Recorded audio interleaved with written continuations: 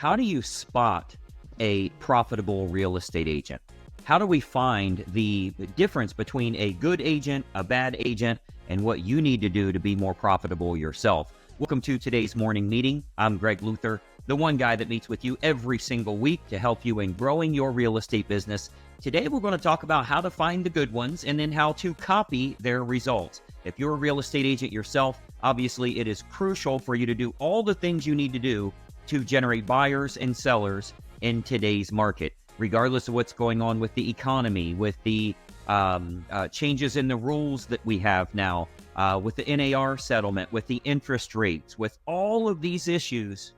What are you doing to generate buyers and sellers? There's closings happening all around you. You need to be getting your portion of them. So our topic for the day today is how to spot a profitable agent.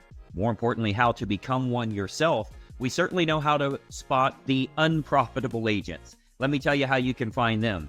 They don't sleep real well at night. They think they have a problem with insomnia, but it's actually a medical diagnosis called broke acidness. If they would fix that issue, they would be able to sleep very, very well at night.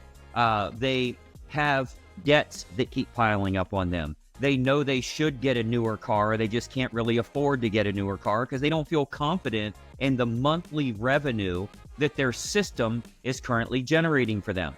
They depend solely on their past clients and sphere of influence. And while that's usually fine, it's certainly way, way down now. So it's not a profitable model. These are the things that are not working well. You know, the fact is, in real estate, the middle class agent is gone.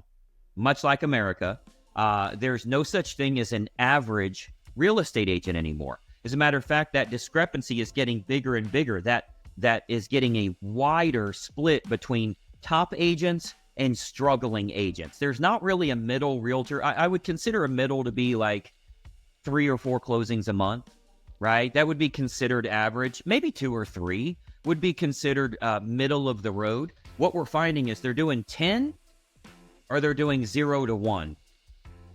And that's what we're seeing happening nationwide. The rich are getting richer. Those that are successful are becoming more successful. Why? Has nothing to do with the amount of money they have. It certainly has nothing to do with the brokerage that they're with. It has to do with the approach they're using to generate business. So since that middle class real estate agent is kind of separating here, a lot of agents are either winning bigger than ever before, or they're struggling and they're nervous and they don't know what's going on with their business and they're trying new things and they're investigating this over here. And should I sign up for this? And I don't know, I've tried this stuff before and this didn't work. And they're timid. They're pulling their punches and they're getting beat up. They're not even able to defend themselves in this business. But I want to note something for you here. There are several agents that are clearing over $30,000 a month. Stop listening to poor people. Stop listening to agents that are doing 0 or 1 or 2 closings a month. You have to stop listening to what, it doesn't matter what there's, I'm not saying listen to it and don't take their advice. I'm saying they're not allowed to talk to you because that shit is contagious. The excuses they have will actually make sense to you and it lets you off the hook.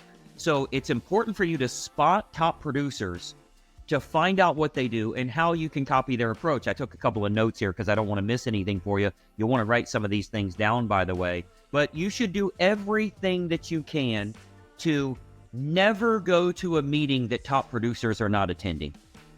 If you go to your office meeting and it's a bunch of freaking losers complaining about the economy and what's going to happen with the president and what's going on with the interest rates, and now that we got to have these buyer broker agreements signed and all of this crap, if top producers aren't going there, you're not doing what you're supposed to do and copying their approach. As a matter of fact, to flip the script on that, if you do find meetings that top producers are going to, you do everything you can, everything possible to get into that meeting, because that's something that's going to be valuable for your business.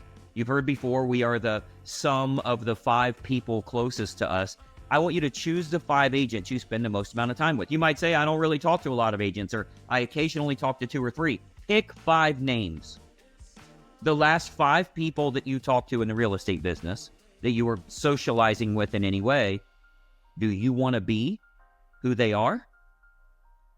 Or is that actually holding you back? See, there's some people that you spend time with. There's others that you invest time with. Maybe what you can't afford right now is to spend time where there's no return on investment. You need to stop spending time with people. You need to start investing time with people. I can guarantee you, you're not going to spend time with me. You are going to invest time with me, and you're going to get back massive amounts of dividends. Well, listen, I'm not a one of a kind. There's thousands of people that can help you around this country. There's people in your own marketplace that could. They won't in your own market. We'll talk about that in just a moment. How you get other agents to show you what they're actually doing. So what you will find is that they are marketing themselves heavily. A top producing agent anywhere in the country, they're marketing themselves heavily. Hold on for a minute. Calm down. That doesn't mean they're spending money. It doesn't mean you have to have money to do that.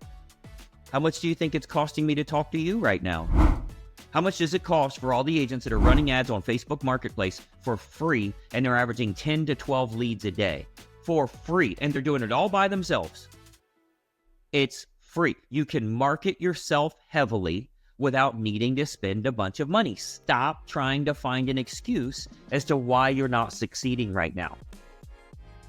So let's test your sincerity on growing your own real estate business here. Let's test it for just a moment. Do you have a fear of the phones? Are you afraid of calling people? Okay, so if I said, let's find an easy one. Call a for sale by owner. Do you feel comfortable with that, or does it make you kind of nervous? I'm not telling you to do that, by the way, but I want to use that as an example, because I'll give you another one here. Call a real estate agent. Find a top producer. Call them like here. So I live in Columbus, Ohio. I'm not going to call an agent in Columbus, Ohio if I'm an agent here, because that would be considered competition, right? They're not going to tell you the truth.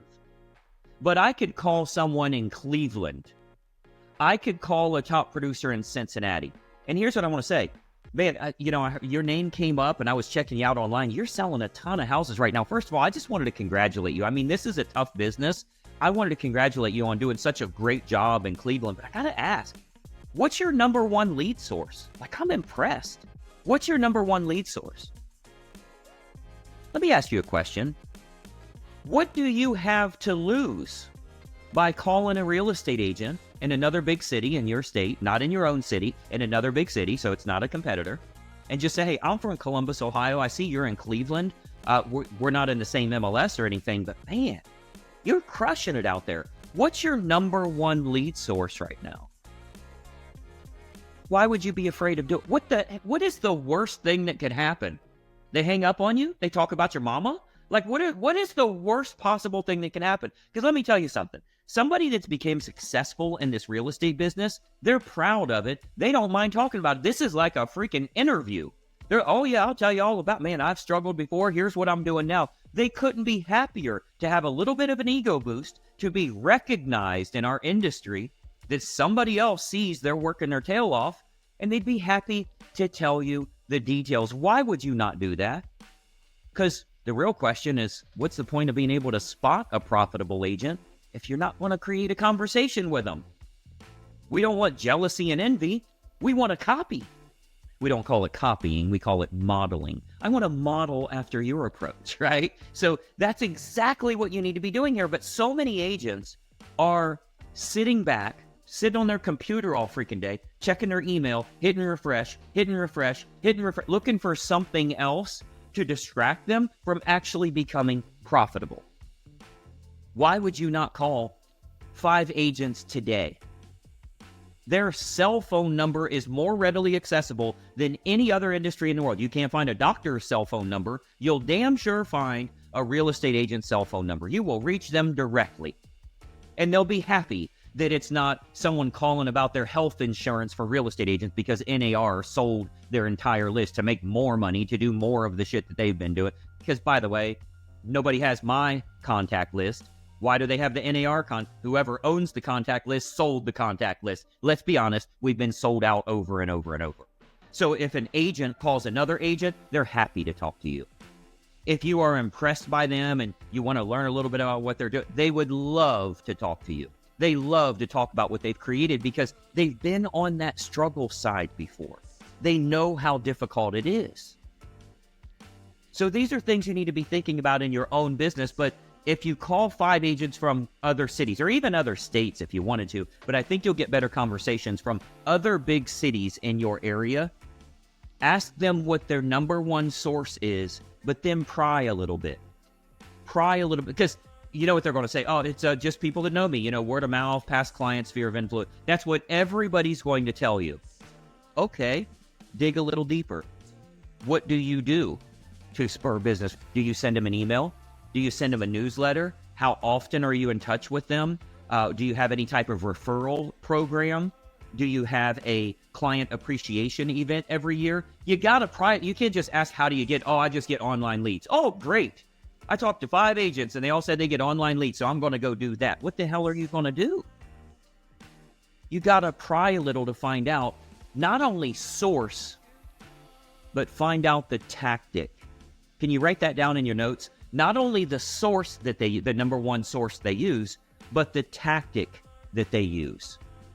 Do you have a sales letter? Do you have a video that you use? Do you have a newsletter that's being mailed out? Do you have a just listed, just sold card? Is there a certain call to action? Do you have them email you, or do you have them call you, or do they go to your website? Find out the tactic, not just the source.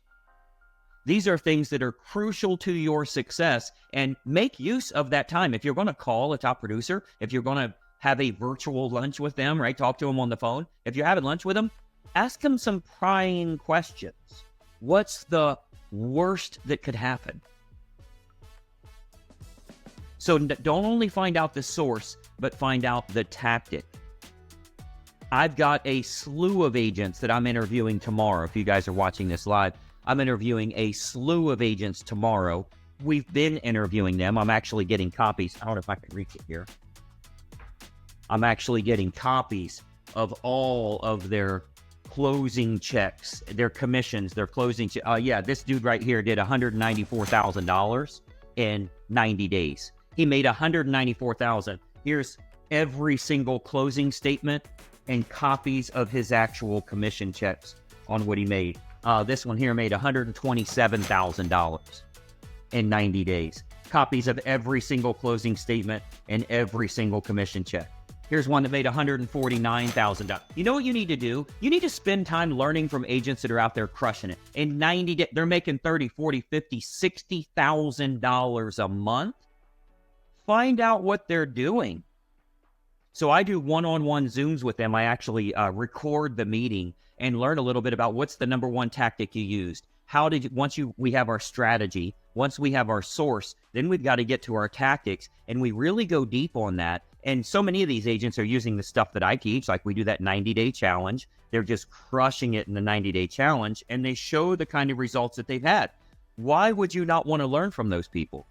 Why would you ever go to an office meeting? Because it's required? You know why your broker makes it required? Because nobody would go to the damn thing if it wasn't required. It sucks. So say, look, you know what's required is if you want to keep my license, I'm never going to your stupid ass meeting again. That's what's required. If you make me go to your meeting, it's a waste of my time and it actually brings down my potential of becoming successful. I just won't be here anymore. It's very easy to change brokerages. It takes me less than 5 minutes. So now you start spending time with top producers or learning what they did to become successful so that you can copy it yourself.